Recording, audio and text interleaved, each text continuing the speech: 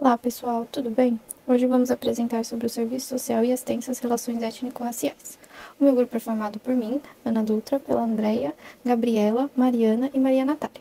E usaremos como base teórica os textos da Sheila Dias, Serviço Social e Relações Raciais, Caminhos para uma Sociedade Sem Classes, e da professora Renata, 30 anos do primeiro Encontro Nacional de Mulheres Negras, uma articulação de gênero, raça e classe. Gostaria de introduzir a apresentação citando um trecho do texto Serviço Social e Relações Étnico-Raciais da Sheila Dias, que diz: entendemos que para o enfrentamento ao racismo e às variadas formas de opressões, como as de classe, gênero, geracionais, etnia, sexualidade, raça e outras, é preciso haver um compromisso político concreto, articulado entre Estado, sociedade civil e, sobretudo, com ampla participação dos movimentos sociais. Sabemos que o que resulta de tais opressões são marcas profundas, alimentadas pelo sentimento de inferioridade e subjugação do indivíduo, que contribuem para a solidificação das contradições existentes necessárias aos interesses econômicos do capitalismo. Faremos uma contextualização buscando apresentar a construção das relações raciais, culturais, sociais e econômicas no Brasil, e eu vou iniciar falando sobre o breve histórico das relações raciais no país.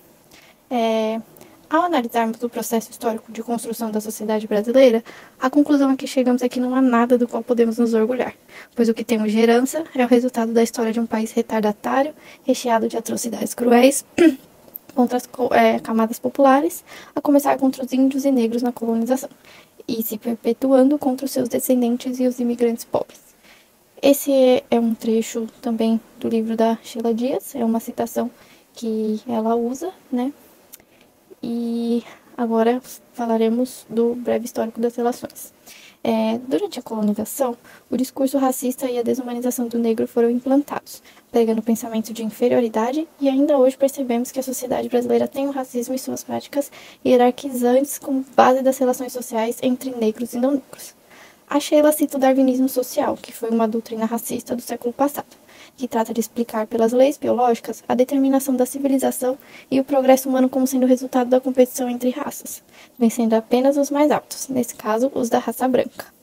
Em seguida, temos Gilberto Freire, trazendo em seu livro Casa Grande e Senzala, de 1930, a ideia de democracia racial, onde supõe que a miscigenação das raças possa harmonizar as diferenças e, consequentemente, apaziguar os conflitos.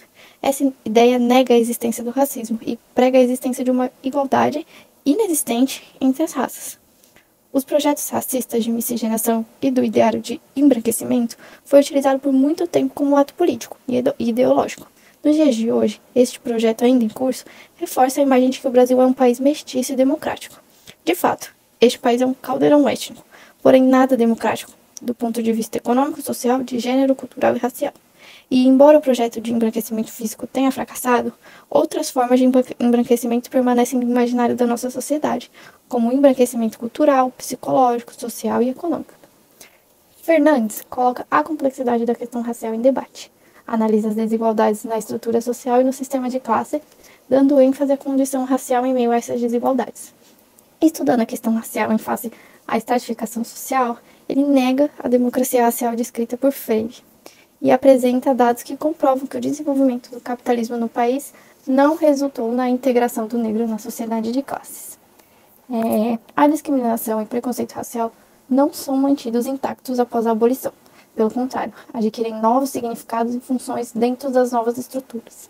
E as práticas racistas do grupo dominante branco, que perpetuam a subordinação dos negros, não são meros arcaísmos do passado, mas estão funcionalmente relacionadas aos benefícios materiais e simbólicos que o grupo branco obtém da desqualificação competitiva dos não brancos. Essa também é uma citação, né? E o desenvolvimento econômico capitalista não foi capaz de eliminar as desigualdades de cunho racial existentes no Brasil. E vários outros autores mais modernos passam a pesquisar sobre o impacto do racismo no país. E até hoje esse é um estudo que vem se atualizando mais e mais. E é aí que temos a implementação das chamadas ações afirmativas, que se definem como políticas públicas e privadas voltadas à concretização do princípio constitucional da igualdade material e à neutralização dos efeitos da discriminação racial, de gênero, de idade, de origem nacional e de compleição física. Essas políticas atuam como alternativa de combate à discriminação, visando a garantia da equidade e inclusão social. Alguns autores dizem que as políticas afirmativas são uma alternativa viável no sentido de promover justiça social e propiciar aos beneficiados subsídios de se incluir socialmente, bem como demonstraram quão intenso é o racismo no país. E no texto da Sheila também tem uma citação sobre as ações afirmativas, que diz que é importante refletir a reformulação de novos valores e percepções por parte da sociedade ante a esse contexto, pois a ideia de democracia racial ainda vive no imaginário da população brasileira, o que dificulta a implantação dessas políticas denominadas ações afirmativas. A Constituição Federal de 1988 pode ser considerada um grande avanço nesse aspecto, pois reconhece o racismo e o preconceito racial como fenômenos presentes na sociedade brasileira, sustentando a necessidade de combatê-los. Sendo o resultado do movimento social negro, que objetivam que essas mudanças não somente combatam o racismo, como também atuem na promoção da igualdade social, temos a implementação das ações afirmativas. Oi, eu sou a Gabriela e eu vou falar um pouco sobre raça e identidade, a construção de identidade e o desafio e a busca pela superação da condição alienante. Segundo o texto de Sheila, o processo social pelo qual se envolve a formação e a conservação da identidade é condicionado por uma estrutura social. A construção da identidade depende de uma identificação de valores, de símbolos e outras referências. Essa construção depende também de uma interação entre indivíduos. Então, se caso nesse processo de interação houver formas preconceituosas e discriminatórias de uma raça para outra, compreende-se que a identidade sofre uma fragmentação ou mesmo uma negligência. Isso faz com que os indivíduos inferiorizados busquem a identidade ideal, uma vez que essa se apresenta como um modelo de identidade superior. Ela cita Denis Kut, autor do livro A Noção de Cultura nas Ciências Sociais, que afirma que a identidade atua ao mesmo tempo num duplo processo, pois permite que o indivíduo ou grupo se localize e seja localizado em um determinado sistema social. Para exemplificar, temos o caso da população pertencente ao grupo étnico de descendência africana. No interior desses grupos, uma maioria que não só negligencia sua origem, como também coloca como pertencente a qualquer outro grupo que não seja o de ascendência africana. Nessa direção, ela recorre ao texto de Fanon, Pele Negra, Máscaras Brancas, na tentativa de entender como a identidade racial se constrói pela via da alienação. Segundo o autor, o racismo dos negros contra o negro é um exemplo da forma de narcisismo no qual os negros buscam a ilusão dos espelhos que oferecem um reflexo branco.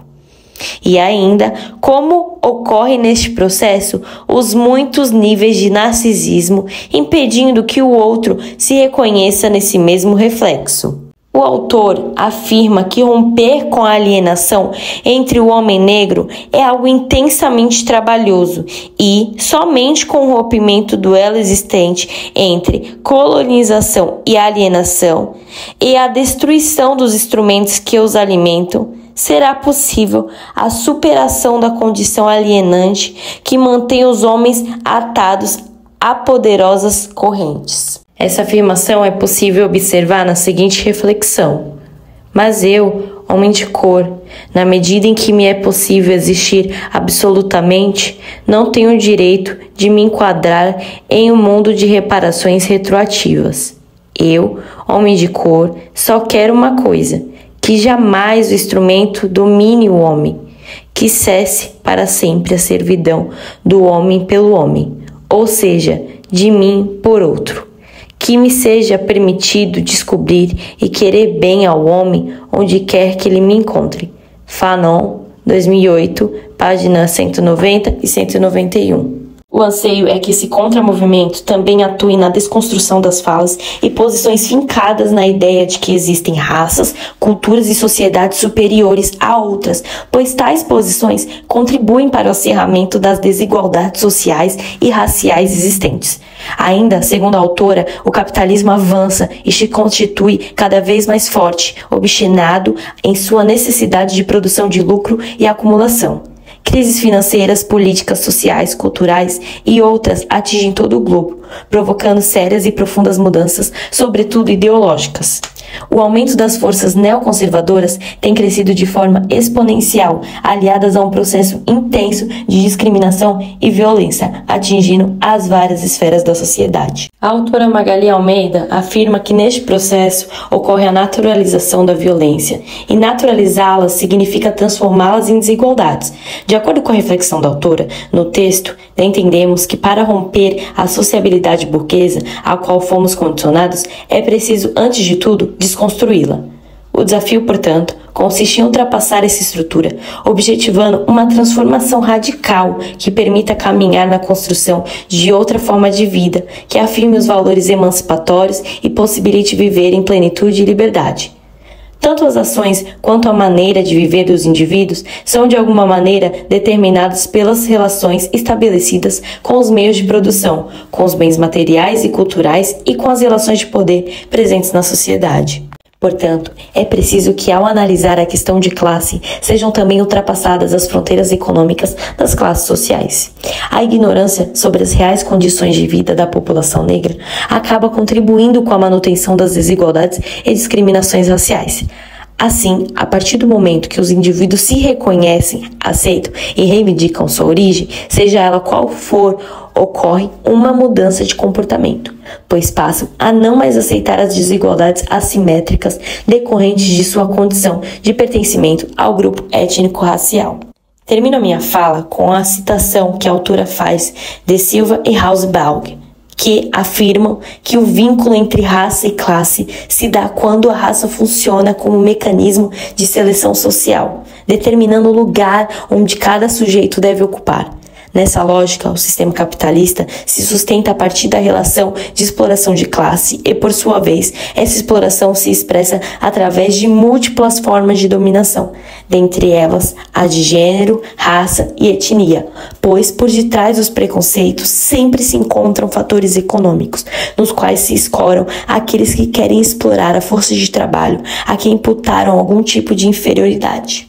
Agora, Maria Natália vai falar um pouco sobre as mulheres negras saindo da invisibilidade.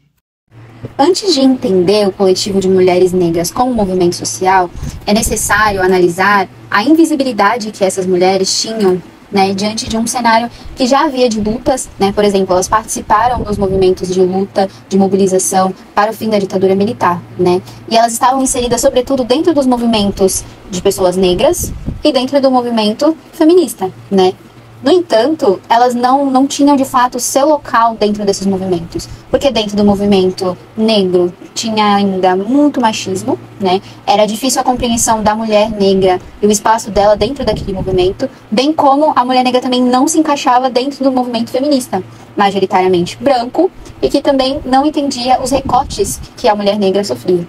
Então, é necessário a gente tocar nesses pontos para a gente entender melhor a saída dessa invisibilidade e o quão importante e o quão necessário é o coletivo de mulheres negras na nossa sociedade atual.